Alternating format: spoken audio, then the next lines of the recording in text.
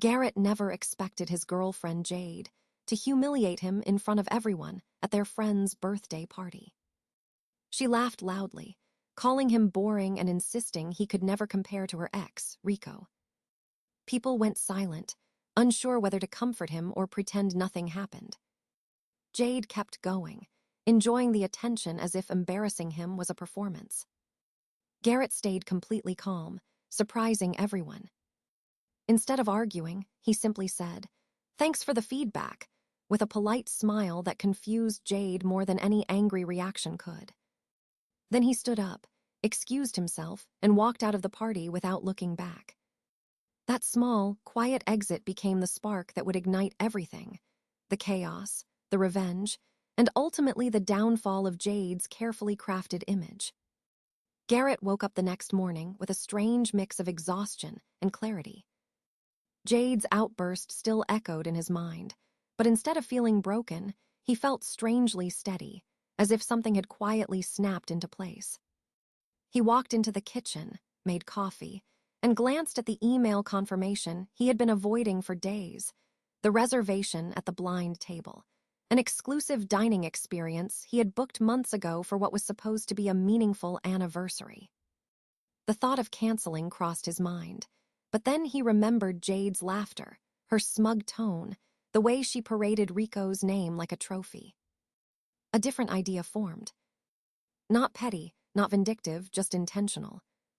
He didn't want drama, but he also didn't want to sit at home licking wounds someone else inflicted. So he opened Instagram and scrolled through his CrossFit circle until he stopped at Luna's profile.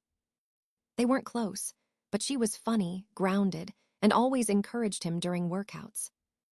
Garrett typed a message before he could overthink it. "I have an extra spot at the blind table tonight. Wanna come?" He expected her to decline.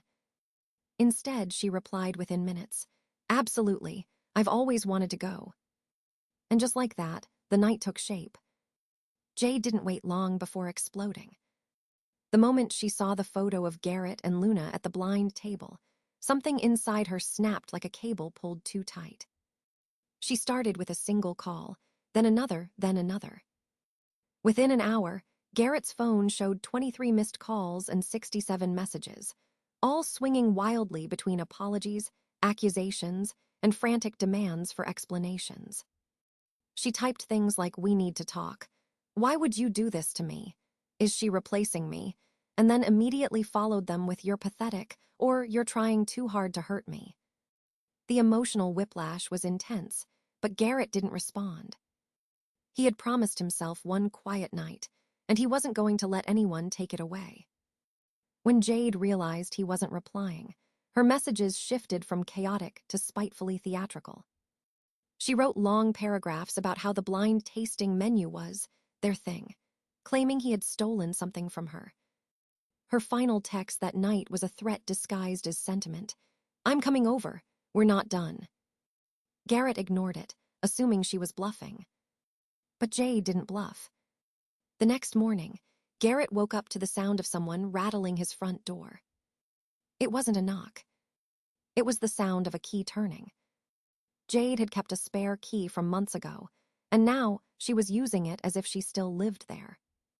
She pushed the door open, like she owned the air inside the apartment. Garrett stood in the hallway, stunned, watching her walk in with the confidence of someone returning from a quick grocery run. Jade scanned the space, her expression sharp and searching for evidence of betrayal she had already decided existed. She asked why he didn't answer, why he ignored her, why he thought he had the right to run around with other women when they had unresolved things. Garrett calmly told her she shouldn't be in his home. He explained that the relationship had ended at the party the moment she humiliated him, whether she accepted that or not. Jade acted like she didn't hear a word. She walked into the living room, sat on his couch, and insisted they talk it out. Garrett repeated that she needed to leave, his voice firmer this time. The break in her facade was instantaneous. Her bravado melted into panic, and she began rambling about how the dinner should have been with her, how she just acted out a little, how he was being dramatic. When Garrett didn't soften, her panic turned to anger. She accused him of cheating, of lying, of using Luna to hurt her. He didn't engage. He simply stood by the door, waiting, refusing to give her the emotional fuel she wanted. Realizing she wasn't going to get a reaction, Jade finally stormed out, slamming the door so hard it shook the frame. The apartment fell silent again, but Garrett knew this was only the beginning. Jade wasn't done. Her ego wouldn't let her be done. And the storm she was about to unleash would make the morning's intrusion feel like a harmless tap on the door. Jade returned 2 days later, not with apologies this time, but with a simmering desperation that looked almost feral. She had spent hours stalking Luna's social media, zooming into photos, reading every comment, and convincing herself that Garrett had secretly been seeing Luna behind her back long before the breakup. When she found a harmless message Luna had sent months ago, a simple, nice lift today, after a gym session, Jade turned it into proof of betrayal. She showed up at Garrett's apartment unannounced again, pounding on the door as if she had every right to demand answers. Garrett opened the door only halfway, already exhausted by the chaos she kept dragging into his life. The moment Jade saw his phone on the table behind him, she lunged forward and tried to snatch it. Garrett blocked her with one hand, bewildered by how quickly her emotions shifted from pleading to violent. She demanded to see his messages with Luna, her voice shaking with jealousy and fear that she no longer bothered to hide. When Garrett refused, she shouted that he was hiding something, that he owed her honesty because they weren't finished. Garrett reminded her again that the relationship ended the moment she humiliated him. This only enraged her further. She accused him of rewriting the past to make himself look like the victim. Her anger spiraled until she was packing around the hallway, gesturing wildly, ranting about how he was supposed to take her to the blind table and how he had cheapened the meaning by taking someone else. Garrett tried to stay patient, but her fixation on the reservation baffled him. To Jade, the blind table wasn't just a dinner. It was a symbol she believed belonged to her. When Garrett explained calmly that he didn't owe her a special night after the way she treated him, something inside Jade cracked. She went silent for a moment, staring at the floor as if replaying the whole night at the party in slow motion. Then the tears came, sudden and uncontrollable. She rambled about how she only acted out because she was stressed, how she didn't mean those words, how she thought Garrett would get the joke. But before Garrett could respond, her mood swung again. She accused him of intentionally choosing Luna to replace the memory she believed she owned. She said it was cruel, calculated, spiteful, even though deep down she knew she had left him no reason to stay. When Garrett finally told her she had to leave, she shoved past him, storming into the living room as if trying to reclaim territory she had already lost. She demanded that he admit he took Luna there just to hurt her. Garrett simply told her the truth. He took someone who made him feel respected. The simplicity of the statement hit Jade harder than any accusation. Her face twisted in humiliation, shock, and denial. She yelled that he was ungrateful, that she had given him so much, that he was lucky to have had her at all. But beneath all the noise, a dawning realization was creeping into her voice, the truth that she had pushed him too far, and he was no longer hers to control. She finally stormed out, leaving the apartment echoing with the remnants of her rage. Garrett exhaled, realizing that Jade wasn't just angry. She was unraveling. And this unraveling had only just begun. Jade disappeared for a few days, but the silence wasn't comforting. It felt like the kind of quiet that came right before an explosion. Garrett knew her well enough to understand she wasn't giving up. She was recalibrating. And he was right. One afternoon, he opened his email and found a message from her with a subject line that read, "Invoice for DAMAGS." At first, he thought it was a joke, some petty attempt at humor meant to get him to respond. But when he opened the attachment, he froze. Jade had actually created a formal invoice totaling $7,947. She listed emotional labor, unpaid girlfriend duties, food consumed during relationship, and even wear and tear on furniture from when she used to stay over. Each item had a dollar value assigned to it with the precision of someone crafting a legal document out of spite. Garrett stared at it, unsure whether to laugh or be concerned. He knew Jade could be dramatic, but this crossed into a new realm of delusion. He didn't reply. He simply archived the email and went on with his day. But Jade didn't stop. She followed the invoice with a long message explaining that he could clear the debt by meeting her in person to talk things through. Garrett didn't respond to that either. That's when her tactics shifted. Jade began reaching out to their mutual friends, painting herself as the victim. She told them Garrett had blindsided her, that he had emotionally manipulated her, and that he was already flaunting a new relationship to hurt her.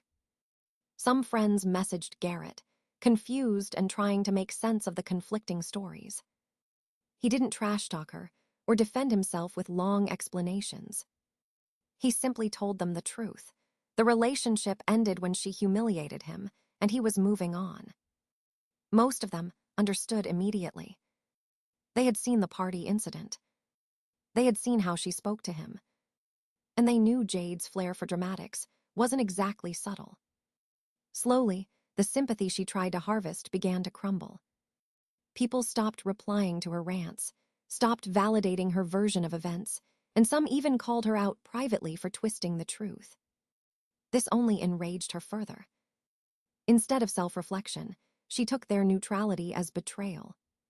She sent furious messages accusing them of abandoning her and choosing Garrett's side, which ironically pushed even more people away. Meanwhile, Garrett kept his distance and stayed focused on his routine, work, gym, and small moments of peace he hadn't felt in months. He wasn't trying to win. He wasn't trying to prove anything. He was simply letting the truth sit in the open, without decorating it. And the more Jade tried to manipulate perceptions, the more obvious her desperation became. Her attempts to regain control had backfired. Her invoice was ignored. Her narrative didn't stick. Her circle wasn't rallying around her the way she expected. For the first time, Jade wasn't directing the story. She was watching it slip from her grasp, piece by piece, while Garrett quietly stepped out of the chaos she had once made him believe was normal. Jade showed up at Garrett's CrossFit gym on a Tuesday morning, wearing brand new workout clothes and an expression that tried too hard to look casual. She signed in as if she had never been there before, even though half the room already recognized her from social media posts with Garrett months ago. She kept glancing toward him between sets, pretending she was just another newcomer trying out a class. Garrett noticed immediately, of course, but he chose not to acknowledge her. He didn't want a scene in a place that had always been his escape. But Jade had no intention of leaving quietly. During the break between circuits, she approached him with a rehearsed smile that didn't reach her eyes. She said she was there to get healthy and start fresh, but her voice trembled with a different kind of motive. Garrett nodded politely and went back to adjusting his weights, hoping she would take the hint. She didn't. She followed him across the room, trying to start small talk about Luna, the gym, the dinner reservation, anything that would pull him into a conversation he didn't want. When he stayed silent, her smile cracked. Her voice dropped, becoming sharp enough to cut through the music playing over the speakers. She accused him of humiliating her by taking Luna to their special restaurant. She said he should have come to her first, that they owed each other closure, that she still deserved explanations. Garrett calmly told her that she needed to give him space, and that showing up uninvited wasn't helping either of them. That's when the mask fully fell. Jade's voice rose loud enough that people nearby subtly stepped away. She demanded to know if he loved Luna, if he had been talking to her while they were still together, if she was the reason he gave up so easily. Garrett shook his head and said she was rewriting history again. He reminded her that she had humiliated him in public, and that she had treated him like an accessory she could swap in and out depending on her mood. For a moment, Jade tried to argue, but the words tangled in her throat. Her eyes flashed with fear, anger, and something like disbelief that he wasn't folding the way he used to. Garrett finally asked her the question that had been sitting quietly in the back of his mind for weeks. If you think Rico is so much better than me, why don't you just go back to him? Jade froze. Her breathing stuttered, her jaw clenched, and the raw truth burst out of her in a scream she didn't seem able to control. Because he's engaged, it should have been me. The gym fell silent around them. People pretended to keep stretching, but every ear was listening. Garrett didn't say anything. He didn't have to. The confession said everything. Jade hadn't loved him. She had used him as a backup plan, a placeholder for the man she actually wanted. Realizing what she had admitted, Jade tried to backtrack, but the damage was done. Garrett simply said, "I'm not a second option," then walked away to the other side of the gym. For the first time, Jade couldn't chase him. She stood there trembling, surrounded by strangers pretending not to stare, realizing she had just exposed the truth she had been running from all along. Jade left the gym that day feeling the world closing in on her. She had walked in determined to reclaim control, to prove she still had a place in Garrett's life, but she walked out with her own truth thrown back at her like a mirror she couldn't escape. The moment she admitted Rico was engaged, her entire facade cracked. She didn't just lose Garrett in that moment. She lost the illusion she had been clinging to. And the fallout began almost immediately. Word about the gym incident spread quickly, not because people gossiped maliciously, but because they were genuinely shocked by the emotional explosion they had witnessed. Friends she once expected to support her started distancing themselves, unsure how to confront the chaos she had become. Some tried to reason with her, telling her she needed to calm down and stop chasing Garrett, but she lashed out at them too. She accused them of taking his side, of abandoning her, of not understanding how much she had invested in the relationship. Every message she sent pushed them further away. The more she tried to regain loyalty, the more obvious it became that she had burned too many bridges. Then came the final blow. Rico blocked her. After hearing about her gym meltdown, and after enduring weeks of her reaching out, hinting at rekindling something he never promised, he sent her one short, blunt message before cutting contact completely. He said she needed to move on and stop interfering with his new life. He told her he was engaged, happy, and unwilling to be dragged into any more of her emotional spirals. And then he disappeared from her world. The rejection sent her into a downward tailspin. For the first time, she was forced to sit with the weight of everything she had done. The public humiliation, the jealousy, the manipulation, the unpredictable mood swings. She tried reaching out to Garrett again, but he didn't answer. Not once. She left voice messages that began with apologies, slipped into self-justifications, and sometimes ended in muffled sobs, but Garrett stayed silent. Not out of cruelty, but out of self-preservation. He had nothing left to give her. Eventually, Jade's parents stepped in after noticing her erratic behavior, sleepless nights, and escalating panic attacks. They convinced her to start therapy, something she initially resisted but eventually accepted when she realized she couldn't outrun her own unraveling.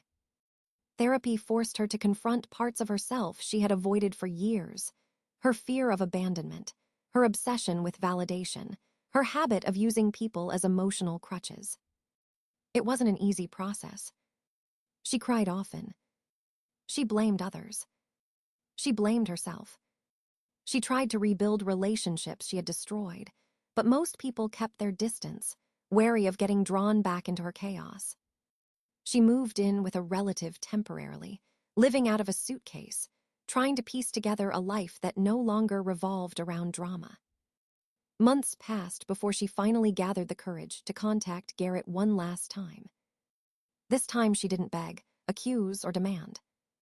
She simply asked to meet so she could apologize face to face. Garrett agreed, not out of emotion but out of closure. When they met at a quiet cafe, Jade was almost unrecognizable, tired, humbled, and stripped of the bravado she once wore like armor. She confessed everything. She admitted she had used him as a backup, admitted she had projected her insecurities onto him, admitted she had treated him poorly because she assumed he would never leave. Garrett listened quietly. He didn't offer comfort, didn't offer reconciliation, but he did offer forgiveness. Not for her sake, but for his own peace. When they parted ways, Jade walked out with tears in her eyes, knowing she had finally taken responsibility for the pain she caused. And Garrett walked away knowing the chapter was closed, completely and permanently. Garrett didn't leave the cafe feeling triumphant. He left feeling lighter, as if someone had untied a knot he didn't realize he'd been carrying. He didn't replay Jade's apology or wonder whether she meant every word. He simply accepted that chapter as something finished, not something to revisit. In the months that followed, his life settled into a rhythm that felt steady in a way he once mistook for boring. He focused on work, took weekend trips, joined new training classes, and slowly built friendships that weren't tangled in drama or emotional debt. He found joy in routines, in quiet mornings, in conversations that didn't turn into battles. He even laughed more, realizing how much silence and stability had been missing from his life. Meanwhile, Jade drifted into the periphery of her own story, working on herself away from the spotlight she once chased. Garrett didn't check in on her, didn't stalk her updates, didn't hold onto resentment. He simply moved forward. And in that calm forward motion, he discovered something he had overlooked for years. That peace isn't dull, and stability isn't weakness. Sometimes the most powerful revenge is a life that no longer hurts to live.